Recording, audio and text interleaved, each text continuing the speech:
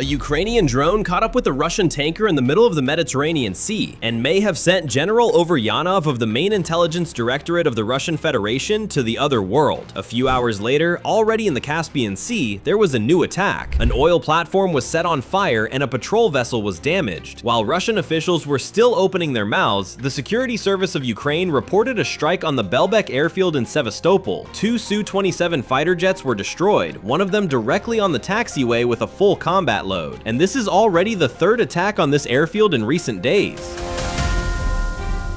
British intelligence confirms that the submarine Kolpino, damaged during the recent strike on Sevastopol, is unable to move or dive. Repair is impossible, and all of this happened in a single day. Ukrainian security forces launched a real hunt for key targets of the Russian Federation. The question now is only one: who will be next? At first, everything looked like another attack on a Shadow Fleet tanker. Those have happened before, but not this time. In the middle of the Mediterranean Sea, far from Ukrainian shores, an aerial drone pierced the hull of the vessel. And at first glance, there was nothing new, if not for one detail. According to several sources, the target was not the tanker itself, but who was on board. Not an oil hold, but a living, specific target. It is said that on board was a general of the main intelligence directorate of the Russian Federation, Overyanov, the very one who coordinated operations outside the Russian Federation, including in Syria and Ukraine. And it was he who, as is assumed, may have become that very 200 for whom an entire drone squadron was launched. There are zero official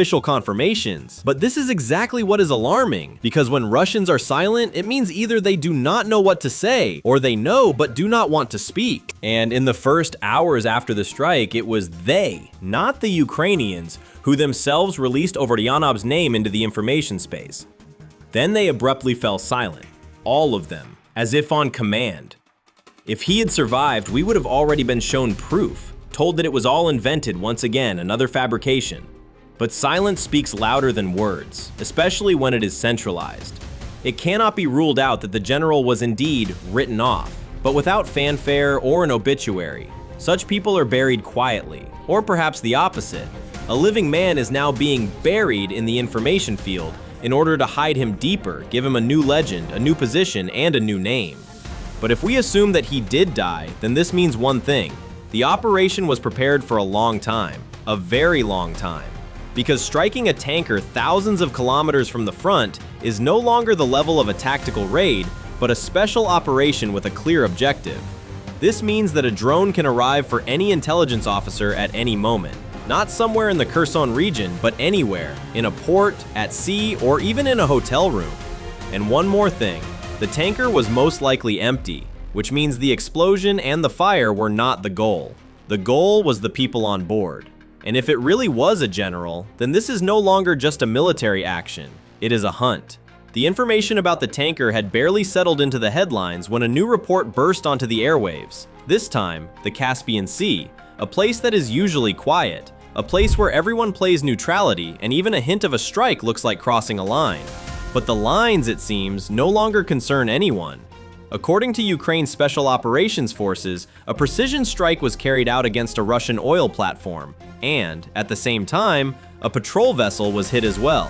That is, no longer just a single target, but a combination, a coordinated attack. A plan in which everything was calculated. The irony is that the Caspian is an internal body of water. It is not easy to reach unless you are Russia, Iran, or Azerbaijan, and certainly not Ukraine. But drones, it seems, are not taught geography. They simply fly where they are told. What exactly was hit has not yet been disclosed in detail, but it is known that the platform was operational and the ship was on duty. And if the platform is a matter of economics, then the ship is already about military security. It is about the nervous reaction of command. Because when something unexpectedly explodes on the maritime horizon, very uncomfortable questions begin to arise. The main question is how? How do you deliver a drone to the Caspian? How do you bypass all air defense systems, patrols, tracking networks? There are no answers yet, but the result on the screen exists. The platform is burning, the ship is damaged, and Russian sources are either silent or mumbling something about unidentified incidents. And now a simple question: if Ukraine is capable of striking the Caspian, where does the risk zone end? Where is it safe now? now. And are there any coordinates left that a Ukrainian operator does not already see on the screen? Judging by these events, no. And this is only the beginning. Now Crimea, Sevastopol, the Belbek airfield, it is being struck again. And if previously drones jammed radars, hit hangars, and made the air above the area deaf, now the approach is larger in scale. The Security Service of Ukraine officially confirms 2 Su-27 fighter jets have been hit by long-range drones, one of them directly on the taxiway with a full combat load. It was already preparing to take off, possibly to intercept those very same drones, but the drones were faster and quieter. One moment, and a flash in the sky above the airfield. Fire. The ammunition detonates prima on the ground. The second fighter jet is hit in its parking position. Both are put out of action. Their estimated cost is around 70 million United States dollars. But the point is not the numbers. It is the message, the symbolism, the audacity. A fighter jet shot down in flight is war, but one blown up at takeoff is a demonstration. It is like showing that you can not only shoot down, you can prevent takeoff altogether. That all your expensive equipment is simply targets on asphalt. And here's an important point. This is already the third attack on Belbek in a matter of days. Before that, almost all radars that showed any signs of life were put out of action. That means the airspace was breached, and Ukrainian operators entered this window of opportunity without invitation, and now they are moving through it as if it were their own home. The remaining drones, having completed their primary mission, did not leave. They continued operating and destroyed the control tower, simply because it was accessible, because they could. How will this now affect the operation of the entire airfield? In the official statement, it is modestly added, "This may complicate flight control." The comment is written with iron Ukrainian sarcasm, because complicate is putting it mildly. In place of that command center, there is now simply a black hole. Anyone who decides to take off from Belbek after this may not return at all. When the explosion thundered in Sevastopol, the shockwave did not travel only over the water. It went through command offices as well, and while some were checking lists of damaged ships, others were trying to locate a submarine, the very one that was supposed to be in shelter but never left. According to British intelligence, the strike hit a diesel-electric submarine of the Varshavyanka project, by North Atlantic Treaty Organization classification, Kilo, and by its registry name, Kolpino. And this is where things become strange. Immediately after the strike, almost all Russian ships urgently changed their positions. Only Kolpino remained. It did not move a single meter.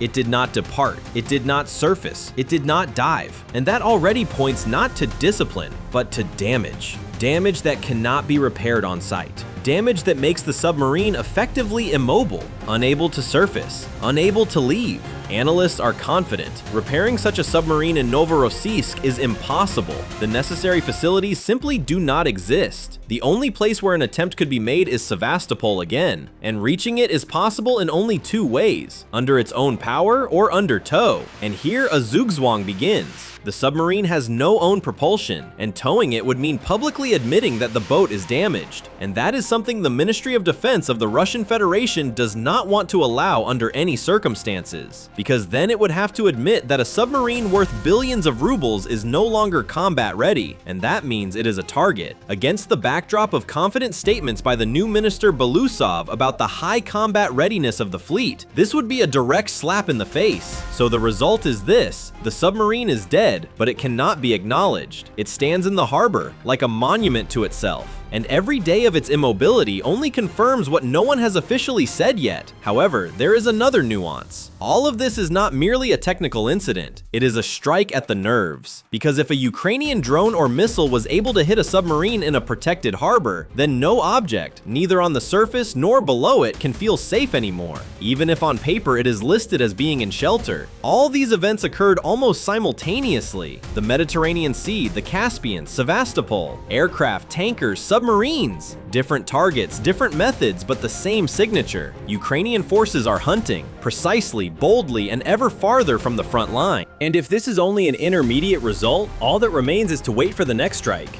because it will definitely come. The only question is where and against whom.